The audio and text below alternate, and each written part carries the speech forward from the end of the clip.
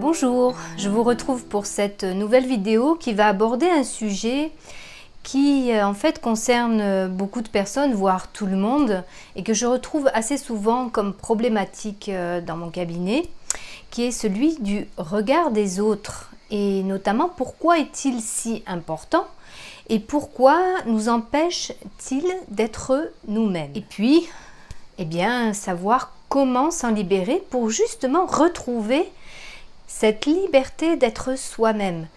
Parce que si vous suivez les vidéos que je fais depuis quelque temps, eh bien vous l'avez compris, plus nous allons dépendre du regard des autres, et ça c'est notre ego qui a besoin de ça, plus nous allons souffrir. Plus nous allons nous libérer du regard des autres, et plus nous allons nous sentir donc libres intérieurement, et donc plus connectés à nous-mêmes, à notre joie et à notre bien-être intérieur. Alors nous allons voir dans cette vidéo eh bien, comment se construit cette sensibilité au regard des autres depuis l'enfance et puis surtout eh bien, comment faire pour se libérer de ce regard que l'autre peut porter sur nous, du jugement qu'il peut avoir sur nous et qui nous empêche d'être nous-mêmes. Alors donc nous allons voir comment se construit cette sensibilité au regard des autres, quelle utilité et comment se libérer. Donc dès l'enfance, eh bien, nous apprenons à être sensibles au regard des autres.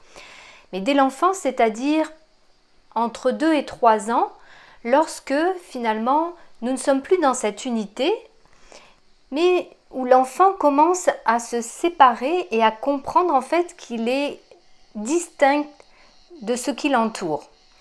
Et à partir de ce moment-là, quand il commence à être dans cette séparation, eh bien, le regard de l'autre va lui permettre de comprendre son existence, là, propre, unique, séparée de tout le reste.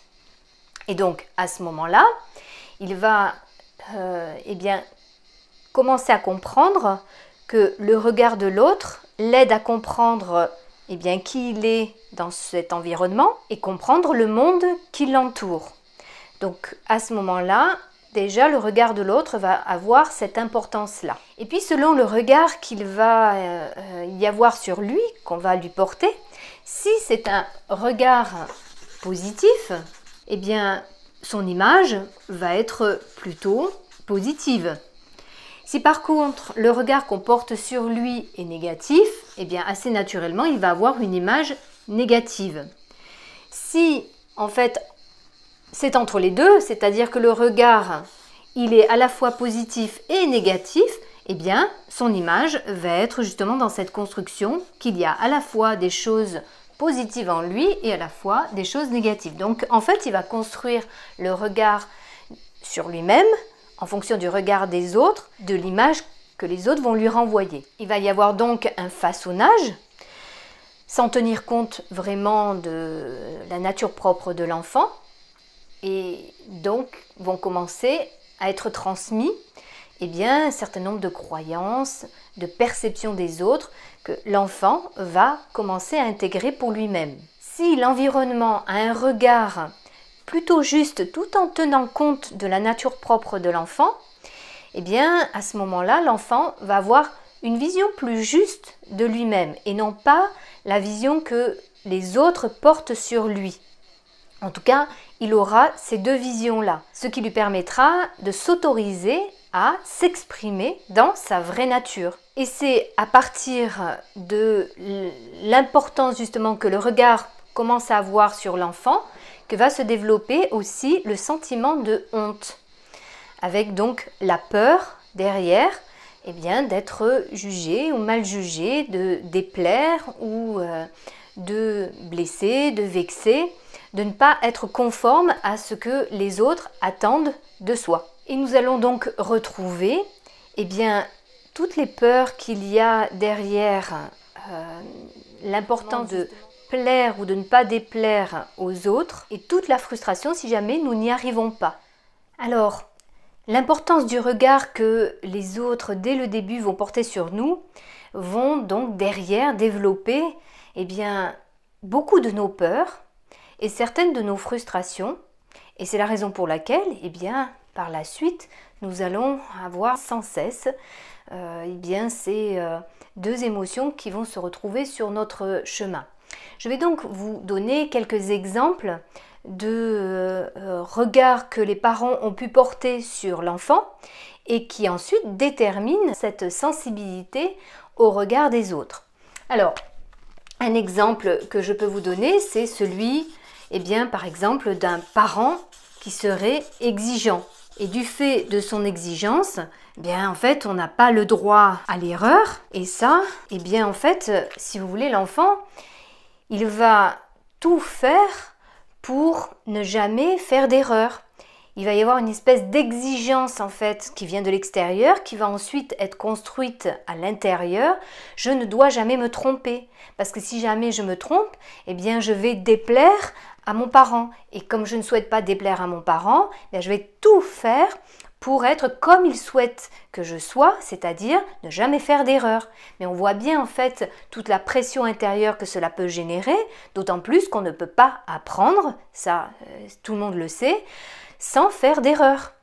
Donc on voit bien derrière les comportements que cela peut générer, c'est-à-dire eh bien je préfère ne rien faire plutôt que d'être désapprouvé, plutôt que d'avoir une critique, un jugement venant de mon parent parce que je souhaite lui plaire et si ce que je fais lui déplaît, eh bien je préfère ne pas le faire. Ou alors je vais me mettre une pression incroyable pour toujours réussir, pour pouvoir toujours briller dans le regard de mon parent. Ce qui plus tard d'ailleurs peut générer chez l'adulte des schémas exigences élevées. Et je vous renvoie à la petite vidéo que j'ai faite sur ce schéma-là. Un autre exemple, imaginons, j'ai des parents qui en fait pensent que je suis parfait. Alors comme ils pensent que je suis parfait, eh bien ce qui se passe, c'est que je vais faire ce à quoi ils s'attendent que je sois. Du coup, je vais essayer de coller vraiment à l'image que mon parent a de moi. Donc c'est un peu différent de l'exigence, parce que là c'est tu dois être comme ci, tu dois être comme ça. Là c'est en fait tout ce que tu fais c'est parfait, tout ce que tu dis c'est parfait. Donc il faut que je colle à cette image de perfection. Voilà, il faut que je sois toujours dans cette perfection pour ne pas là non plus décevoir mon parent. Après il peut y avoir des parents qui vont avoir un regard plutôt distant, des parents qui vont être distants, qui vont être peu présents, qui vont avoir peu d'attention sur moi. Et donc, la conséquence, c'est que je vais tout faire pour attirer leur attention. Voilà, pour avoir leur attention. Et là, si vous voulez, ça va développer plutôt le schéma abnégation. Je vous renvoie d'ailleurs aussi sur la vidéo du schéma abnégation. C'est-à-dire que le regard de la personne semble indifférent et en tant qu'enfant, comme j'ai besoin de me reconnaître dans le regard de la personne en face de moi, eh bien s'il est indifférent, il faut que je fasse tout pour qu'il ne soit plus indifférent à moi. Ensuite, il peut y avoir des parents qui vont être plutôt dans des regards humiliants, des moqueries. Donc des parents qui se moquent, qui humilient. Et là, eh bien, ce regard de l'autre qui me rabaisse, qui me dévalorise, qui m'humilie, va impacter là encore sur le regard que je vais avoir sur moi-même en tant qu'enfant, qui est donc très influencé par le regard que peut avoir mon parent sur moi. Alors tout ce que je vais essayer de faire, c'est d'être le plus possible dans la séduction pour séduire mon parent pour qu'il, au contraire, me valorise plutôt que me dévaloriser, ou alors au contraire, je vais avoir plutôt des comportements de fuite parce que je vais voir que c'est extrêmement difficile et douloureux de recevoir des jugements et un regard très négatif sur donc moi en tant qu'enfant. Il y a des parents qui vont peut-être punir parce que je m'exprime trop, parce que je parle trop, et donc du coup, le fait que mon parent me voit trop m'exprimer et m'empêche de m'exprimer ou alors va me punir parce que je suis trop dans l'expression de mes pensées ou de mes ressentis, eh bien à ce moment-là, je vais apprendre à ne plus m'exprimer. C'est-à-dire que la conséquence, c'est plus d'expression, je ne m'exprime plus. Il n'y a plus d'expression du fait d'avoir un regard comme ça où mon parent n'accepte pas lorsque je m'exprime spontanément, naturellement. Et puis il y a des parents qui peuvent avoir un regard qui encense, mais c'est encore plus que là, c'est-à-dire des parents qui vont aduler, qui adulent en fait leurs enfants, c'est-à-dire tu es le plus beau, tu es le plus fort, tu sais toujours tout. Et du coup, ils vont avoir tendance à porter un regard extrêmement positif, peut-être même avoir des comportements où ils vont répondre aux moindres besoins de l'enfant. Et là, ce qui risque de se produire, c'est que, en fait, si mon parent répond au moindre de mes besoins, eh bien, je vais penser que finalement, les autres sont juste là pour répondre à mes besoins. Et là, il risque de se développer par la suite un schéma « tout m'est dû ». Donc, en fait, on voit bien combien le regard que nos parents, ou en tout cas les personnes qui se sont occupées de nous quand nous étions enfants, ont porté sur nous, vont déterminer le regard que nous allons porter sur nous-mêmes. Et ça, c'est dans la construction de cette part dont je parle assez souvent, qui est l'ego, c'est-à-dire cette part de nous qui s'est construite avec l'extérieur, avec le regard que les autres ont eu sur nous-mêmes. Et donc on voit bien toute l'importance que ça a pour la suite. Ce sont là quelques exemples, évidemment ce n'est pas exhaustif, et à vous de voir quel est le regard que vos parents ou les personnes qui vous ont entouré, qui étaient proches et qui comptaient pour vous, ont eu sur vous, pour repérer eh bien, comment cela s'est construit pour vous, quelle importance le regard des autres lorsque vous étiez enfant a eu sur vous. Alors maintenant, au moment de l'adolescence, à ce moment-là, le regard des parents peut encore compter et si le regard est autoritaire, eh bien, ce que cela va provoquer, c'est de la peur et du coup de la soumission. Le regard extérieur est un peu écrasant et donc bien, on n'ose pas dire quoi que ce soit parce que cela nous fait peur et toujours avec cette idée de peur de déplaire, peur de vexer, peur de blesser, peur de ne pas briller dans le regard de ses parents, peur de faire un faux pas, enfin toutes ces peurs qui se développent par rapport au regard que les autres portent sur nous et donc notamment nos parents. Donc adolescent, si ce regard a plutôt été autoritaire, eh bien il va y avoir plutôt une soumission en termes de comportement de l'adolescent. Si il est plutôt laxiste, voilà, et que le regard c'est tu fais bien ce que tu veux, ce qui risque de se passer, c'est qu'il va y avoir en fait beaucoup là de frustration, même si mon parent me laisse faire ce que je souhaite. Alors ça pourrait être aussi de la frustration au niveau de l'autorité. C'est plus la peur, mais il peut y avoir aussi beaucoup de frustration, parce que de toute façon, vous verrez, il y a toujours l'un ou l'autre, voire les deux. Beaucoup de frustration à ne pas pouvoir faire ce que l'on souhaite. Là, il va y avoir de la frustration finalement, même si mon parent me laisse faire tout ce que je veux, alors il y a peut-être quand même une frustration de l'ordre de mon parent finalement s'en fiche de moi et puis malgré tout ce que je peux faire, je vois bien que mes désirs ne sont jamais complètement assouvis et donc il va y avoir une spirale infernale de toujours avoir plus, toujours faire plus, de dépasser encore plus de limites et de voir que ma frustration, finalement, elle est toujours présente. Si par contre, le regard du parent est plutôt bienveillant, et ceci finalement depuis l'enfance, eh bien là, en fait, si vous voulez, il va y avoir plus de la joie et surtout plus de discussion avec les parents. On sera plus dans la discussion.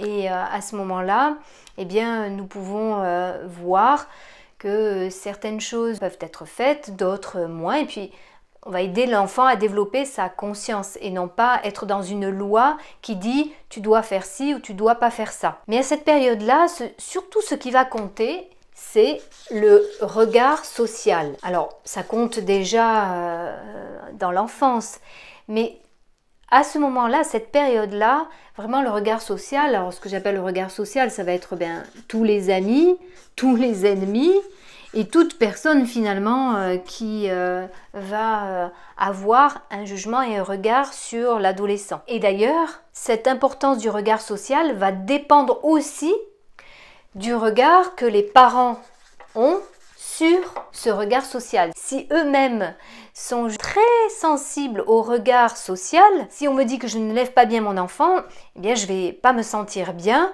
donc je vais faire en sorte de ne pas avoir de jugement de l'extérieur et d'élever mon enfant en fonction de certaines conventions ou de ce qui est attendu pour ne pas risquer d'avoir le jugement des autres.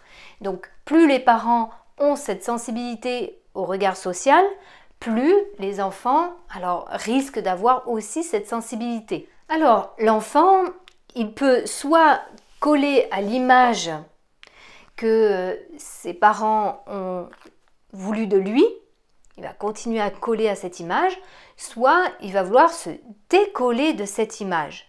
Et là, il va être plutôt dans la rébellion parce qu'il ne veut plus être comme ses parents souhaitaient qu'il soit. Et ça va dépendre en effet de l'attitude des parents vis-à-vis de l'enfant. Donc dans ce regard social, il y a un besoin de plaire. Donc à contrario de ne pas déplaire, ne pas décevoir, briller, ne pas blesser, ou au contraire, blesser les autres. Donc là on assiste très souvent à un éloignement de notre vraie nature à ce moment-là, à un éloignement de notre soi, de qui nous sommes vraiment. Et ça, on voit bien que plus je suis soucieux du regard des autres, plus je vais m'éloigner de ma vraie nature, de qui je suis profondément. Et plus je vais mettre en place des comportements dysfonctionnels, et donc plus je vais être dans la souffrance. Alors il y a certains ados qui arrivent quand même, rester eux-mêmes, donc rester soi-même, et ce sont donc les ados qui vont très bien à ce moment-là, parce que peu importe finalement le regard des autres, ils sont eux-mêmes, ils peuvent dire ce qu'ils pensent, ce qu'ils ressentent, et n'ont pas crainte du jugement que les autres peuvent avoir sur eux. Et ça dépend de la façon dont ça s'est construit dans leur enfance, par rapport au regard que leurs parents ont eu sur eux. Si justement je n'ai pas une bonne estime de moi, parce que j'ai eu un regard négatif très souvent lorsque j'étais enfant, alors la tentative, ça va être d'essayer de construire à tout prix une image positive. Avoir donc besoin d'une certaine reconnaissance, de l'attention des autres. Et donc ça va se ressentir forcément dans mon comportement d'adolescent.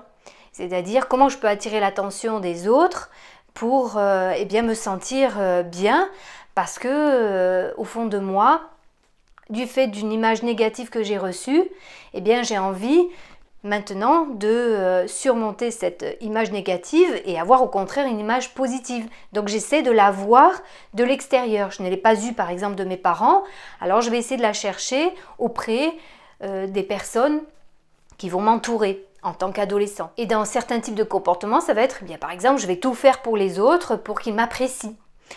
Ou alors, ça peut être à l'inverse, je vais rabaisser les autres pour qu'ils voient que j'ai une certaine force. Et donc, cette force va être admirée par d'autres personnes. Et donc, ça va rehausser l'image que j'ai de moi-même. Dans tous les cas, vous voyez que on essaie de construire en fait une image de soi-même par rapport à ce que les autres peuvent penser de nous. Et donc, nos comportements vont être là pour essayer d'obtenir le moins possible une image négative et le plus possible une image positive. Si par contre, il y a eu une construction plutôt d'une estime de soi positive, en fait, parce qu'il y a eu des images extérieures qui ont été plutôt positives, l'idée du comportement d'un adolescent à ce moment-là, ça va être de continuer toujours à plaire et à garder cette image positive qu'il a reçue enfant par ses parents par exemple. Il va peut-être même développer des comportements de séduction et surtout s'atteler à cacher toutes les zones d'ombre qu'il pourrait avoir en lui. C'est-à-dire ne faire transparaître que ses qualités. Parce que justement enfant, le regard que les autres avaient sur lui, c'était finalement presque que des qualités. Donc finalement, je dois, en tant qu'adolescent, continuer à montrer que je n'ai que des qualités. Or cela, Ce n'est pas possible parce que nous avons tous, absolument tous, des zones d'ombre. Souvent, donc, on les met de côté, on ne les accepte pas. Si le regard d'une personne extérieure commence à venir chercher ces zones d'ombre, eh bien, nous allons tout faire pour surtout pas que la personne les découvre. Et puis si c'est plutôt une estime de soi que je vais appeler équilibrée, je reconnais bien mes qualités, ce que je sais faire et ce que je suis, les qualités du soi que je peux avoir, mais aussi mes zones d'ombre, mes vulnérabilités, tout ce que peut-être j'ai à améliorer. C'est ce que j'appelle l'estime de soi équilibrée. Eh bien à ce moment-là, je ne vais pas avoir les mêmes comportements pour essayer absolument d'éviter tout regard négatif et au contraire de chercher tous les regards positifs. Peu importe à ce moment-là que le regard extérieur peut avoir sur moi, qu'il soit positif ou négatif, ça ne changera pas la personne que je suis au fond de moi. Et vous l'avez compris, ça dépend là encore de la façon dont les personnes qui se sont occupées de moi enfant ont eu comme regard sur moi. Lorsqu'ils ont pu à la fois me montrer ma vraie nature et m'accompagner avec cette vraie nature, puis me montrer bien qu'il y a des choses à faire, d'autres moins. On fait grandir ma conscience de ça. C'est-à-dire, par exemple, pour prendre cet exemple-là, comment développer le respect des autres. À quoi sert le respect des autres?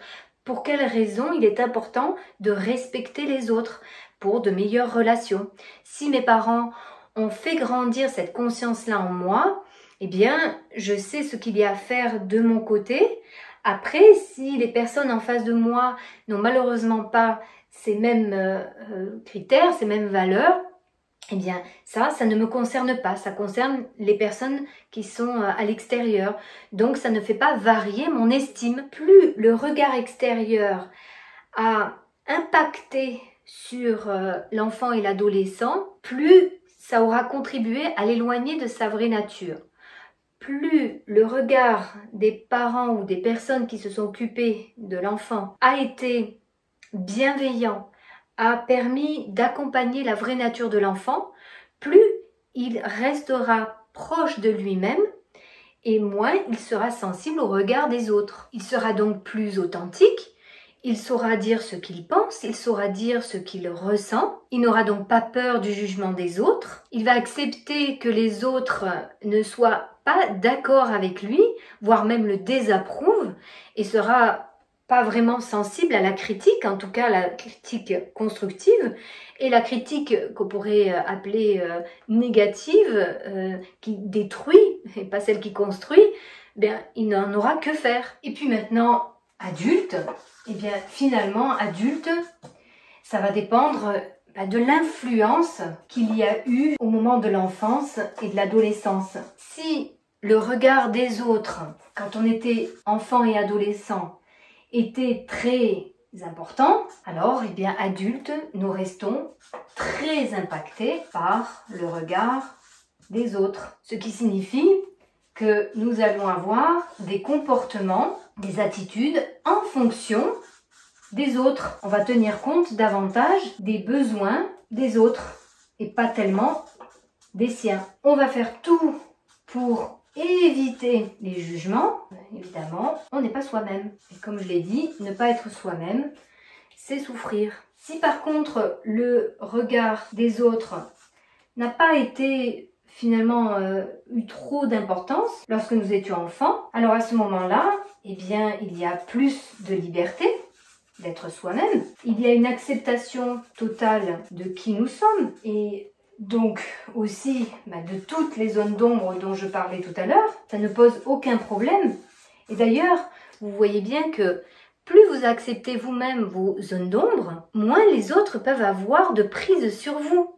Si vous avouez tout ce qu'effectivement vous n'oseriez pas avouer, tout ce qui pourrait éventuellement vous faire honte, bien les autres ne peuvent plus avoir de prise sur vous. Parce que tout cela n'a pas d'importance, parce que vous l'acceptez pleinement. Donc, le problème du jugement des autres, c'est lorsque nous voulons cacher ces zones d'ombre et nous ne voulons pas que les autres les voient, et la crainte qu'ils les voient fait que le regard des autres peut être problématique.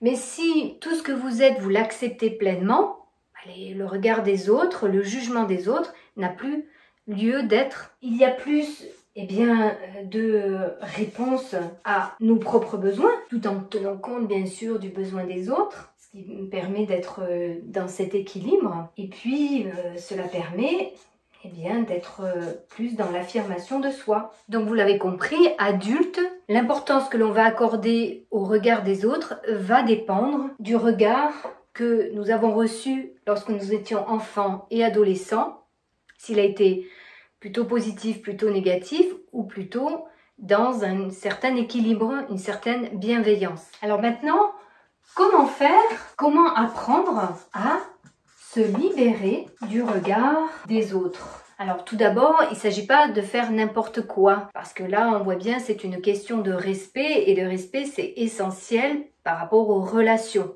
pour maintenir de bonnes relations.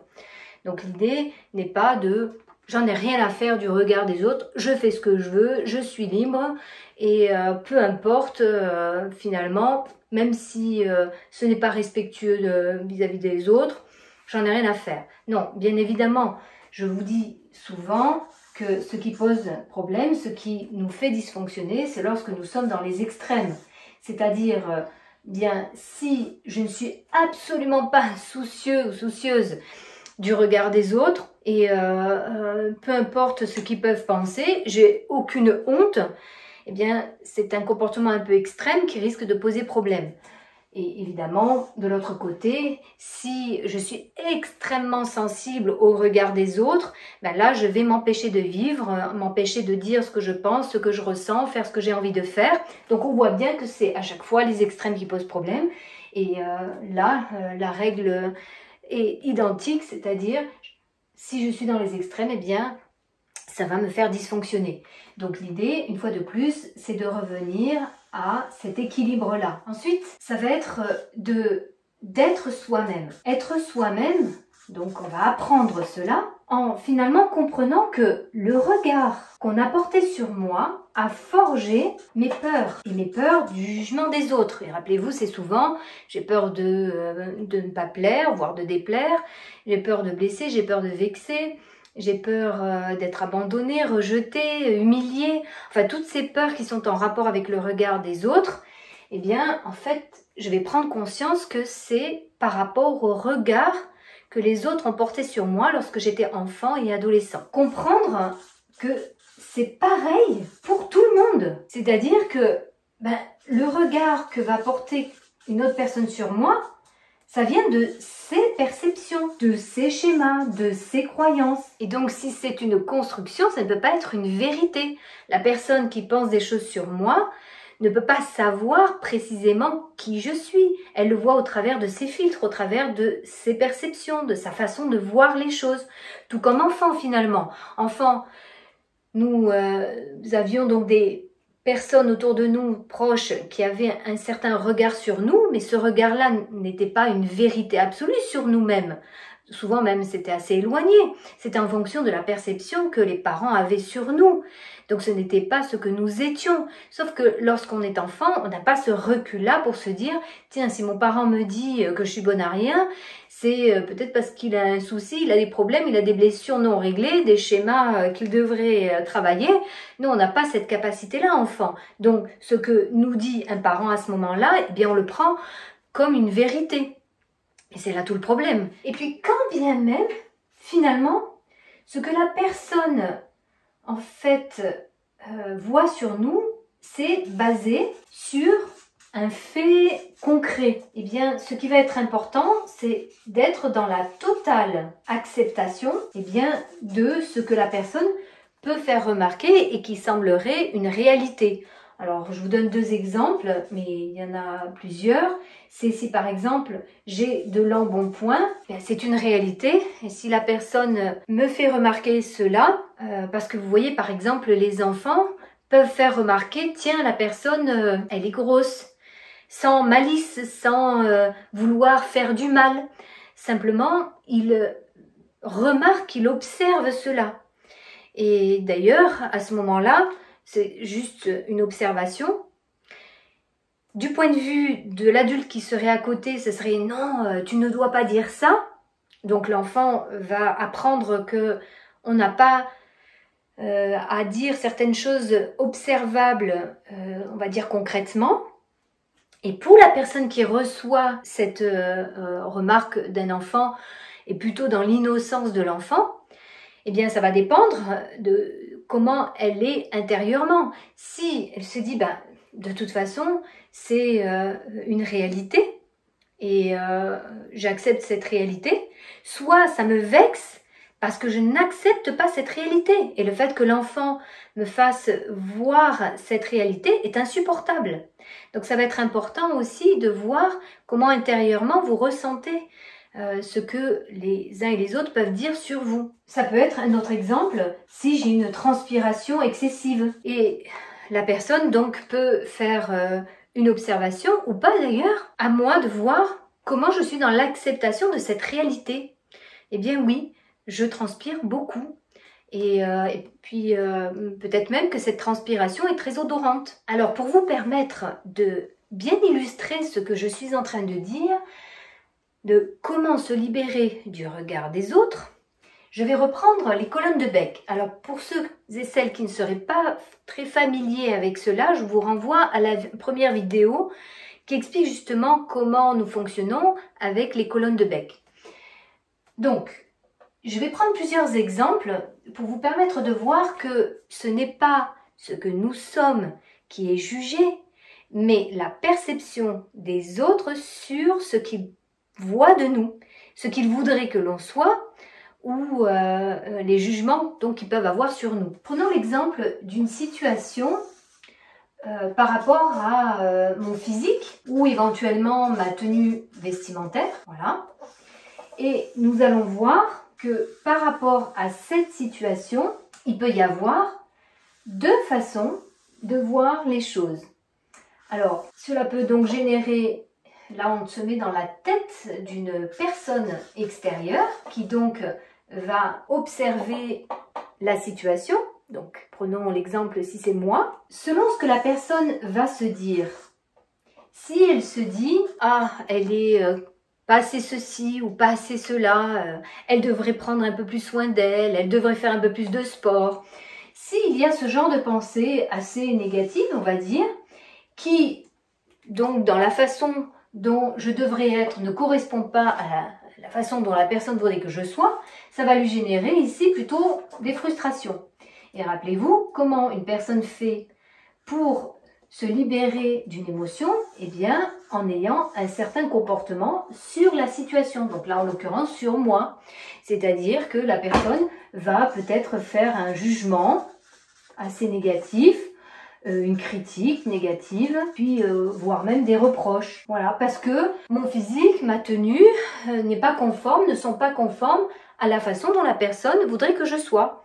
Et là, on voit bien, si un parent veut absolument que son enfant soit comme il a l'idéal de l'enfant dans sa tête, eh bien, il va avoir tendance à beaucoup critiquer son enfant. Si par contre, ici, j'ai plutôt des pensées, alors on pourrait dire positives, mais voire neutres, c'est-à-dire peu importe finalement comment est la personne, comment elle s'habille, son physique, elle est ce qu'elle est, elle est comme elle est, et je la prends comme elle est.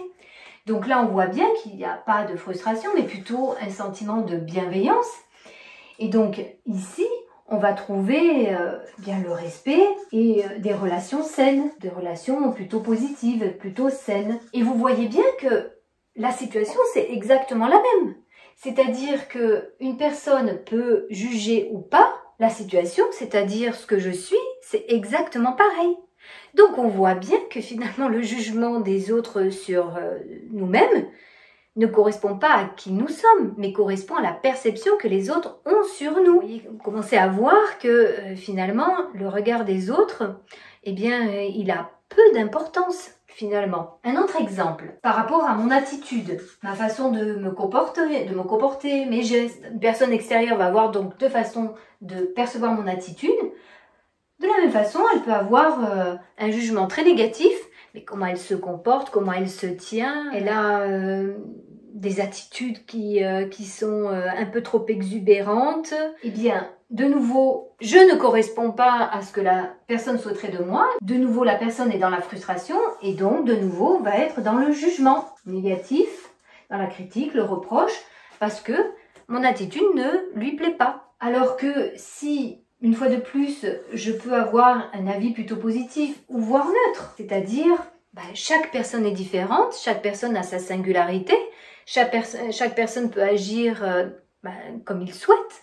À ce moment-là, de nouveau, je suis plutôt dans la bienveillance et là, bien, je suis plutôt dans la discussion, peut-être par rapport à l'attitude que je peux avoir, mais c'est une discussion toujours dans ce respect de notre singularité, de notre différence. Et puis troisième exemple, sur les paroles, ma façon de m'exprimer. Et là encore, eh bien, si l'autre a un regard négatif sur ma façon de m'exprimer, il a ou elle a des tics verbaux qui m'insupportent, elle ne sait pas s'exprimer, elle bégaye, elle ne s'exprime pas comme je souhaiterais qu'elle s'exprime, elle ne dit pas les choses que j'aimerais entendre, eh bien, on est d'accord, une fois de plus, ça génère chez la personne de la frustration qui va, pour essayer de supprimer aussi, comme là, ces frustrations, eh bien, être plutôt dans le jugement sur moi pour que je change ma façon d'être, ma façon de m'exprimer. Alors qu'une fois de plus, si une personne est plutôt dans la bienveillance ou neutre, eh bien, ici, il va y avoir, là encore, du respect, de la discussion et des relations saines. Donc vous voyez, je pourrais donner des exemples à l'infini. Finalement, vous voyez bien avec ce tableau que ce n'est pas la situation, c'est-à-dire moi en tant que personne qui est problématique, c'est la perception que les personnes peuvent avoir sur moi qui peut générer chez la personne soit des émotions plutôt négatives qu'elles vont chercher à supprimer, éviter en agissant sur moi, c'est-à-dire c'est à moi à changer, ou la personne a un regard plutôt bienveillant, plutôt neutre, et à ce moment-là, elle est dans le respect et elle ne cherchera pas à me changer. Donc vous voyez bien comment on peut finalement se rendre compte que les autres cherchent à modifier ce que nous sommes pour finalement correspondre à leurs besoins, à ce qu'ils souhaitent que nous soyons. Et est-ce que vous souhaitez vraiment être comme les personnes voudraient que vous soyez ou être vous-même? Parce que le problème, c'est que si vous souhaitez correspondre au regard que les autres portent sur vous, si vous voulez être la personne que les autres veulent que vous soyez, eh bien vous allez être dans la peur. La peur de déplaire, la peur de ne pas correspondre à ce que les autres attendent de vous. Et à ce moment-là, eh bien vous allez avoir des comportements pour supprimer cette peur qui vont vous éloigner de vous, votre soi, et puis surtout, rappelez-vous, à court terme, ça peut fonctionner, à long terme, jamais. Vous allez forcément, à un moment donné, souffrir parce que vous n'allez plus être vous-même. Et puis, vous allez voir que c'est sans fin. Vous ne correspondrez jamais exactement à ce que les autres veulent que vous soyez. Donc, ça va être une course infernale. Et plus vous allez vouloir être absolument ce que la personne voudrait que vous soyez, plus vous allez vous éloigner de vous, plus vous allez souffrir. Donc vous voyez l'importance de retourner vers soi-même, être soi-même et ne plus être dans la peur.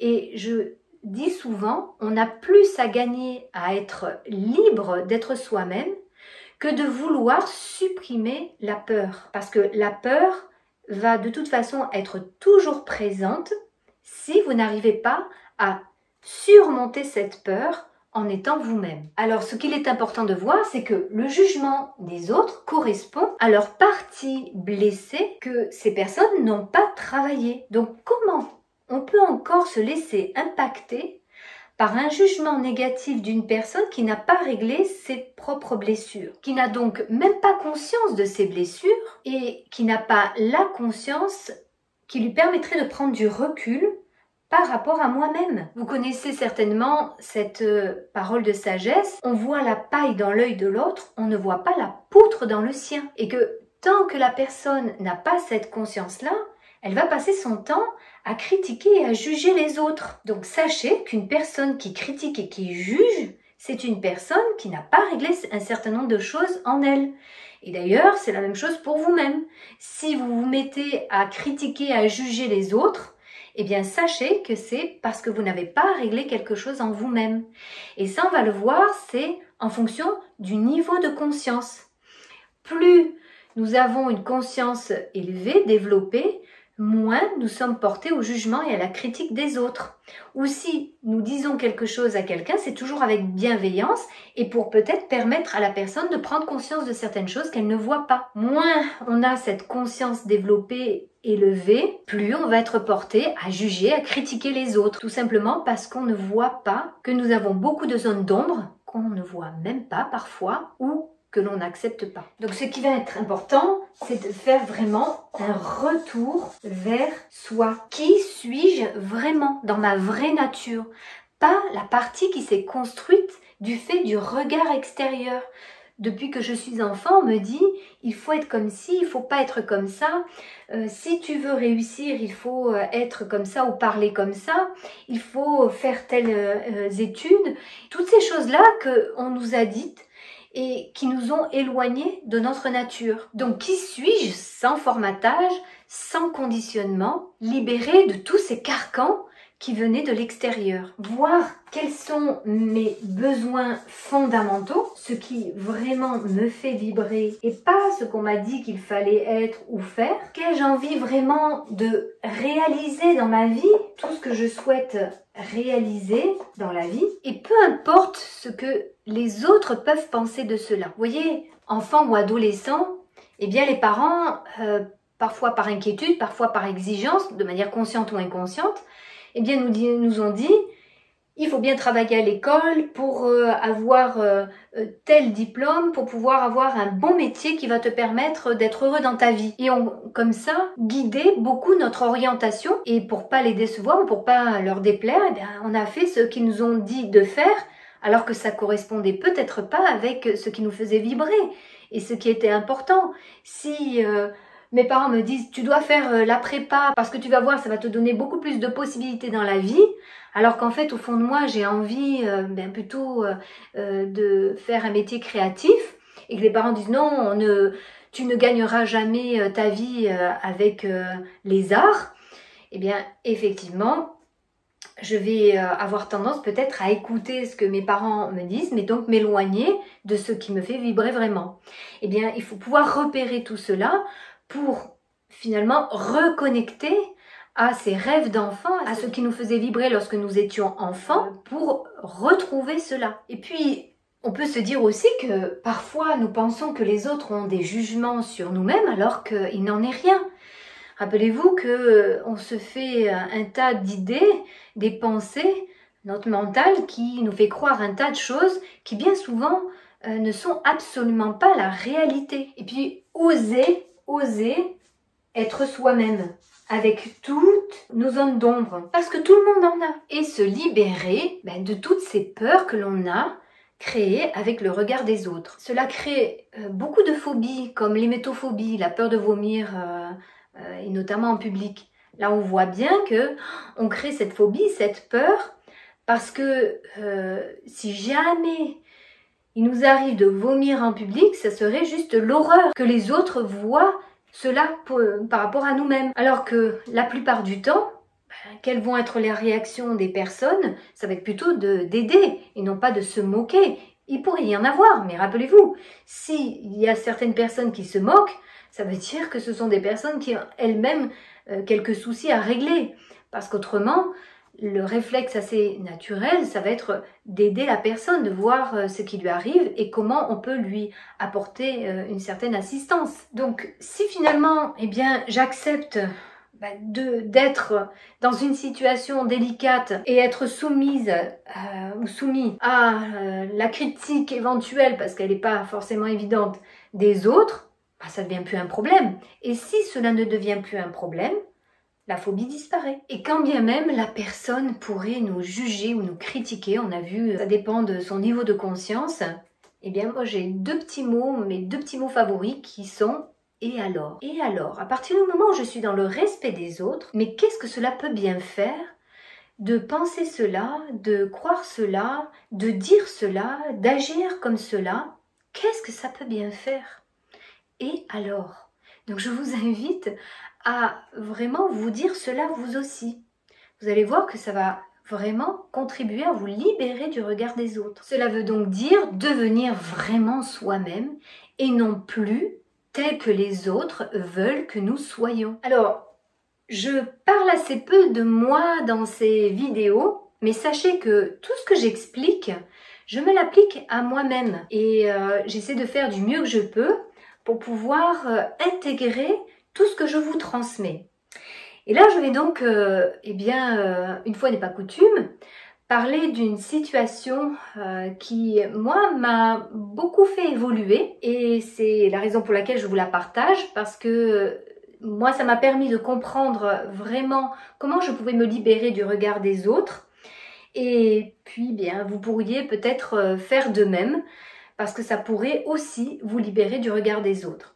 Donc, il y a quelques années, j'ai fait une formation avec Didier Pleu, qui lui-même a été formé par Albert Ellis, qui est donc un psychologue américain qui a beaucoup œuvré comme Aaron Beck dans la thérapie cognitive comportementale et qui a mis en place un exercice pour se libérer finalement du regard des autres et du sentiment qui va avec, qui est la honte, pour permettre précisément de reconnecter à qui nous sommes vraiment. Et cet exercice s'appelle la shame attack. Alors shame de honte en anglais et donc shame attack, une attaque de honte. Donc il nous était demandé lors de cette formation de se mettre dans une situation de honte extrême, tout seul, sans complice, pour pouvoir vivre un sentiment de honte très fort et voir ce que cela pouvait produire en soi. Alors, moi j'ai choisi d'aller dans un petit magasin de quartier, un petit supermarché de quartier. Alors je ne vous cache pas que je m'y suis reprise à 2 fois, tellement ça me semblait presque impossible à réaliser. Il y avait de la musique dans le magasin et j'ai attendu qu'il passe une chanson dont je connaissais à peu près les paroles pour pouvoir les chanter de manière assez forte devant tout le monde en caisse. Donc me voilà à me rendre en caisse parce que la chanson qui passait c'était Corrida de Francis Cabrel. Arrivée en caisse, il y avait donc 15-20 personnes peut-être. Et je me suis mise à chanter très fort cette chanson. Alors pour vous donner un ordre d'idée, voilà comment je la chantais. Est-ce que ce monde est sérieux? Voilà, c'était à peu près de ce niveau-là. Et en me confrontant au regard des uns et des autres. Donc évidemment, j'ai fortement été jugée et critiquée, mais les réactions étaient finalement très différentes d'une personne à l'autre. Il y avait des personnes qui me regardaient vraiment avec des yeux tout ronds, des personnes qui rigolaient, des personnes qui étaient complètement indifférentes comme si je n'existais pas. Alors moi, évidemment, j'avais le cœur qui battait à 10 000 de la honte que je pouvais ressentir à faire cela. Et puis, eh bien, je suis partie sans débriefer quoi que ce soit, sans dire non, vous inquiétez pas, je ne suis pas folle. C'était juste un exercice. Non, non, je suis partie avec ma honte et je suis donc sortie du magasin. Et là, en fait, ce qui s'est produit, c'est quelque chose de très important. C'est que finalement, je me suis rendu compte que toutes ces personnes qui ne me connaissaient pas m'ont jugée à travers ce qu'ils ont vu et leur perception de ce qu'ils ont vu, de mon comportement. Mais finalement, ils ne savaient pas pour quelle raison j'agissais comme cela. Si j'étais folle, si c'était pour plaisanter, peu importe. Ils m'ont jugée sans savoir précisément pour quelle raison j'avais cette attitude. Il n'y avait que moi qui le savais. Et puis, finalement, tous ces gens qui m'ont jugée, est-ce que ça a changé la personne au fond que j'étais? Eh bien, je me suis rendu compte que non. Finalement, toutes ces personnes qui m'ont jugée, qui m'ont critiquée, eh bien, ça n'a rien changé à ce que j'étais profondément. Et là, en fait, ça a été comme une sorte de révélation où je me suis dit, bon, ben finalement, je peux être moi-même, être critiquée en étant moi-même, et ça ne change pas la personne profondément que je suis. Et je peux vous dire que vraiment cet exercice a changé beaucoup de choses dans ma perception de moi-même et finalement dans la libération du regard des autres.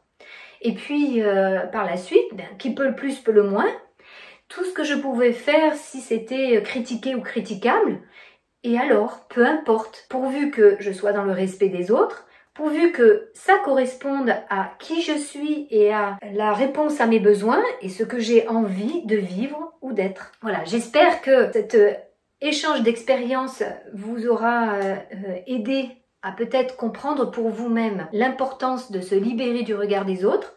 Je vous invite éventuellement à faire une shame attack. Il est important, si vous la faites, de ne pas avoir de complice.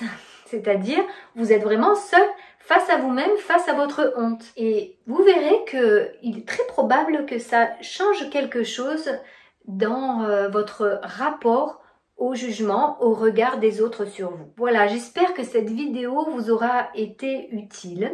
N'hésitez pas à poser des questions si vous souhaitez que je précise certaines choses, ou à mettre des commentaires, ou encore à me suggérer des sujets, des thèmes que vous souhaiteriez que j'aborde. Je vous remercie pour votre attention et vous dis à très bientôt.